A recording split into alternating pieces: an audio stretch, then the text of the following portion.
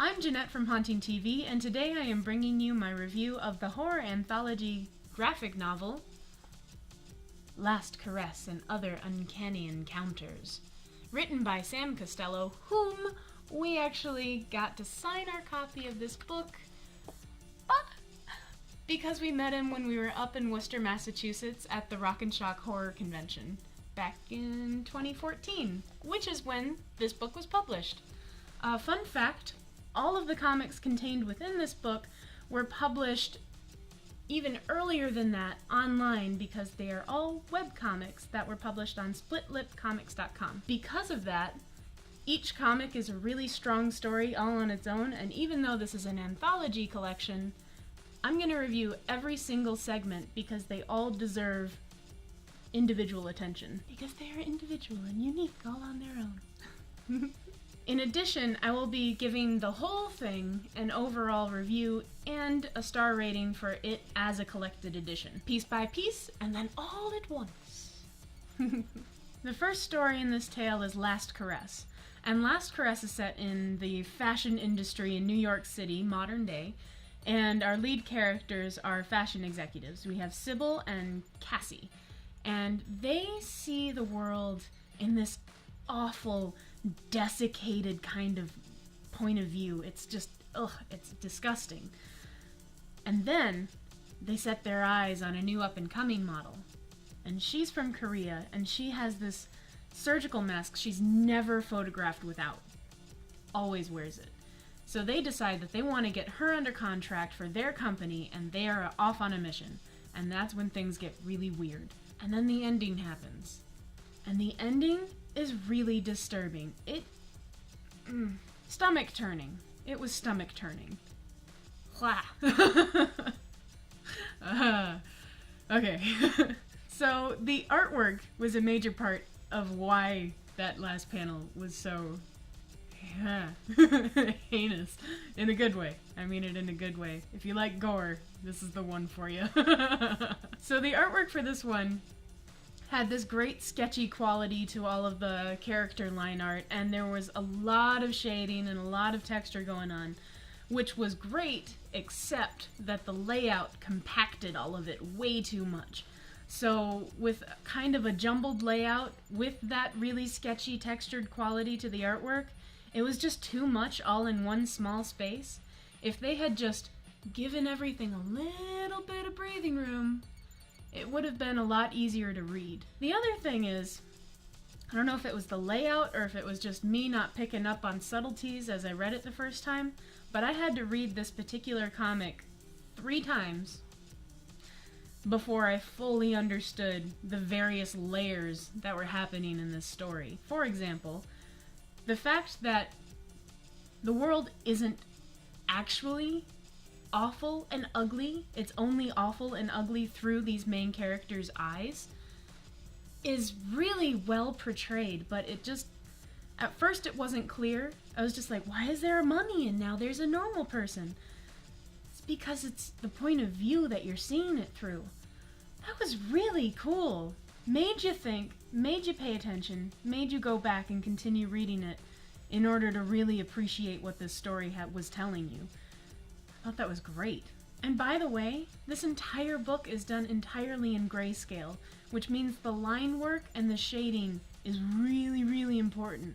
If it's a little bit sloppy, it can't be cleaned up with some help from color. It is what it is, and it just makes it that much more important for the artists to be very clear with what they're doing. And a lot of this I thought they did very well. The next story is Look Carefully. And Look Carefully is set in modern day, somewhere in a city, and it's based around a photographer who's at the tail end of his career. He was a big hot shot back in the 80s, and since then, nobody really wants to buy his stuff anymore. So he's looking for that new inspiration through his lens, and he finds it. Whether or not that's a good thing? I really, really like what they did with the artwork for this one. Again, it has that kind of sketchy quality to the line art, but the layout for this one is very controlled and very formatted, which I didn't even mention this. As you read through this whole thing, not only do you get the comics, but you get excerpts from the script and like sketches as you go. You get a behind the scenes look at this. So for this one, I know that they specifically did the layout as if it were, you know, like a film reel. So it's all very square and controlled and concise, which helped a lot because in this one, they have that sketchy line art quality to it, but they also have this great gritty texture happening over top of all of the artwork, which to me makes me feel like, as a reader, I'm looking through a lens at what's happening in the comic. Meta. It was actually a really cool experience for that quality to be laid over this comic. Thought it was really cool. Up next is a tale called Long Live the King. And this one's set in 1870 somewhere. And it's in a mining facility or a construction site. I'm not exactly sure what it is, but there's tunnels and people are trapped in them. In fact, they're not even in a tunnel anymore. These 5 men that we first see in the first frame are trapped just underground in this little cavern. And a little hole gets poked through, and their boss says, "Hey, we're gonna bring you food and water through this hole, but you just gotta hang tight, 'cause things could just collapse at any time." "Okay," say the guys that are just stuck in the hole in the ground. And meanwhile, up top, you find out that their boss has, for all intensive purposes, sold his day laborers to a scientist who just wants to experiment on them. He wants to find out what'll happen to a group of men that are left underground in close confined quarters for an undetermined amount of time. Oh, really? You're just gonna experiment on these guys? That's awful. So that's the story, and then, again, something about Sam Costello's writing, he just knows how to punchline the end, because that last frame, again, was just really, gets under your skin, if you will. Pun that you don't understand. You will if you read it. Again, the artwork in this, I think, really did well for the piece. It really worked well with the writing. In this one, the line art was very clean, and as was the shading. So as you went from underground, where it's very dark and everything is in a fully dark color palette, and then you go up top where it's all white with very defined line work, you get that contrast between the lower class, literally, and the people on the upper world. And that is about all I have to say about Long Live the King without really giving away too much. Mad scientists, people underground, enjoyable artwork. Next up is a surreal little ditty called Fish Drink. In this one we have, I'm not really sure when this is set. It's some sort of modern day type thing, but there's elements of older fashion going on. And I think it's in a city, but again, it's a little nebulous as to where, which I think was done on purpose because this whole piece is very surreal, very dreamlike, very, that's the best way to describe it. So in this story, we follow around these cops that are trying to solve these cases of missing people around the city. And it's weird because in the first frame, you see a man with a bowler cap going by, and he just gets sucked into a brick wall that's next to him. Missing person. Consumed by the world? More and more cases of these people just going away keep happening. And then right at the end, yet again, we have the wonderful reveal. But I'm not gonna tell you. In this one, the line art is what sells it. It's very clean, mostly just lines with a little bit of shading, and it really adds to that surreal kind of lost dreamlike quality to it. Where am I? I don't know. That one specific thing is now gone. Well, what's cool about this one is the behind the scenes part that you see for this actually shows the original version of art that this entire comic was done in, and it was very dark, heavy, and blocky, and it was really hard to see the facial expressions of the characters, whereas the light line quality of what did get published really added a lot to the story, whereas the first version actually detracted from it. So nice job on the edit for that one. The next one is called The Consequences of a Little Alone Time. And in this one, we see a businessman come into the men's room and make himself super comfy in a stall because he just needs a little alone time. And then in comes another person. And he's like, gosh, come on, leave. Or just... So the guy finishes up what he's doing and he leaves and he hits the lights on his way out. So our sad businessman ends up exiting. He turns on the lights and there's something weird going on in the mirror on the other side. His reflection has a bit of a life of its own.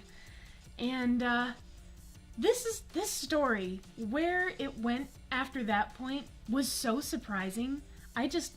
I never would have guessed this was where it was going. And where it ended, I wish it hadn't, because I could read so much more just based on this storyline. It left me with that just enough of a question where I was like, but what happens next? Really good. Really, really good. Enjoyed it a lot. This one, the art quality was a lot more realistic this time. So the line art had to do with specifically what was there, and the shading added texture and lighting and a lot of depth to this piece. What it did successfully was there was a lot of detail without it getting cluttered or busy at all.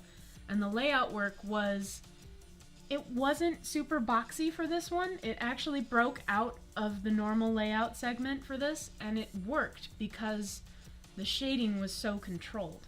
So again, some pretty masterful artistry going into the grayscale of this. I think this is one of it's not necessarily my favorite art in this whole thing, but it is one of the top 2. I'll get to my favorite later, because that's coming up next. The next one is Straw Gods, and this one's set in 1934, the Depression era heartland of America, with the Dust Bowl in full force. Losing my voice. It's touching, can you tell? The farmer and his wife are struggling to survive with the awfulness that is the Depression, and there's specific things that just aren't working for him, and he's praying. He's praying that his pigs will get fat enough to slaughter, that his corn will have enough rain to grow, and that his wife won't die because her health is fading fast. And something answers his prayers. And that something has a hefty fee for its services. So the artwork in this one was very cartoony, very simplistic, but I felt like it really worked because it was almost told like a parable, and the cartoon quality of that, to me, just kind of marries very well together. It also really encapsulated the simpleness of the 1930s in that style of the artwork. I don't know why I clapped, but I did enjoy it. Last up, I'm going to mispronounce this because French. It's called Ce Padre, Well, it's set in 1940s Paris with a young couple. One is a military man and his new wife, and they are on their honeymoon in Paris. And there's some weird framing that makes more sense as you go on, because you never see the husband's face. And then the husband disappears, and the wife has to figure out where he went, and no one will help her, and she's just stuck in Paris alone, and her husband's missing. And it's so sad. And that's where, and that final frame, again, that final frame is just so touching and so scary with the depth of what it really means. This story was so deep and so touching. I ended up reading it a couple times in a row. I didn't need to understand it, but I wanted to, just to fully experience this story. And the artwork had a lot to do with that. In this one, it was very sketch quality, but it almost felt like you were looking at snapshots or scraps of paper, scraps of moments all put together into one comic. And it goes from moments where it's really detailed and you really take your time reading through the page, and then you get to points where it's supposed to be action sequences and snappy, and then the details drained out of it, so you just get like a moment, a glance, a close-up on something. So the artwork really pushes the actual momentum of reading this comic, and it was just really masterfully done. And it was so sad where it ended. Yeah. And it just, that void that you're left with was beautiful. Overall, I absolutely love this graphic novel. The writing is so well done and paired so perfectly with the artwork. It's as if you're eating a meal that a master chef has cooked specifically for you. It's delicious. I want to come to this restaurant all of the times. I give this book 5 out of 5 blood-spattered stars. It is something I think everyone should read. It is absolutely worth it. It makes you think, it makes you scared, it makes your stomach turn. I don't know what else you want from horror. This is it. It's so good. If you like anthology stories, but specifically things like Black Mirror or The Twilight Zone, I really think you're going to like this graphic novel. It fits right in with that family, with spooky, eerie tales and things that really keep your brain moving after the story's actually done. If you want to buy a copy of this, you can only do it on splitlipcomics.com because it is self-published, and you should definitely go support them. Also, by the way, if you go there, you can see all of the rest of the comics. They publish new things 3 times a week, so there's always new stories coming out and new comics, and all of the artwork is, just from the brief glance I did over there, whoa! Holy cow, I have a new website I'm going to be spending a lot of time on. Down in description land, we'll put that link down there.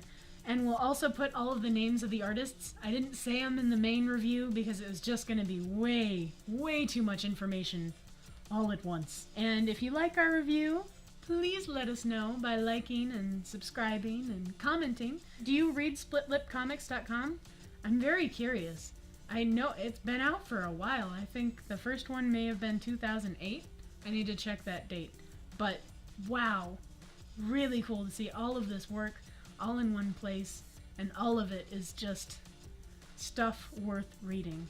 And also, to Sam Costello, if you ever watch this, thank you so much for signing this. I'm going to treasure it not just for your signature, but also for all of this amazing work that you've put in one place. Once again, I'm Jeanette, and to all of our creepy watchers out there, thank you so much for watching.